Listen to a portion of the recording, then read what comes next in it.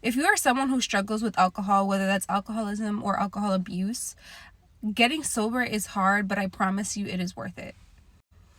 I just made 1 year sober this past Sunday, so I'm officially 1 year sober. And prior to me actually being consistent with my sobriety, I would go 2 months without drinking, and then I would drink. And then I would go 1 month without drinking, and then I would drink. And then I would go 3 months without drinking, and then I would drink. You know, and I have been very transparent with my journey, not only on here, but on my private pages. And I have a lot of people, probably like 4 or 5 people who have hit me up, who have started their sobriety journey. And they're like, okay, you're an inspiration. Like, how do you do this? This is tough. This is hard. We're quite literally surrounded by alcohol everywhere. Everything is integrated into the drinking culture. So like, how do you do this? How do you stay so consistent? And the truth is, I wasn't, until I stopped focusing on drinking, on not drinking. And I started focusing on my relationship with God. I truly know that without God, I would be completely inadequate, and I would be a shell of the person that I am today. I truly do nothing by my own accord, because when I do, I fail, and I fall short every single time. And it wasn't until I stopped focusing on drinking and I just started focusing on my relationship with God that I truly started to be consistent.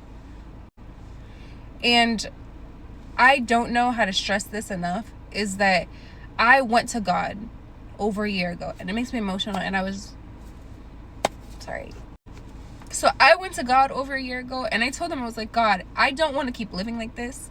I don't like the person who I become when I'm drinking. I don't like the person that I am right now, and I need something to change. And I was like, I can't do this without you, because I fall short every time, and I don't want that to be my life. I don't want that to be my prerogative. God, I want you to change me. Bring your glory and your grace and your sovereignty and everything into my life, into every part of my life, because truly you have to let God into every single part of your life, not just one part and then not other parts. And at the time, that's what I was doing. I wasn't letting him into that part of my life, and I was like, God, please come into every single part of my life and change me and truly transform me from the person that I am right now into the person that you want me to be. And that's what happened. He transformed me, and he's still transforming me. And when I say that, when you start to follow God, I think the most important thing for people to understand is when you start to follow God, is that you come to him as you are, and he doesn't change these characteristics and this and that. He doesn't pinpoint like your actions. He changes your heart. He changes your heart, and then the rest follows along.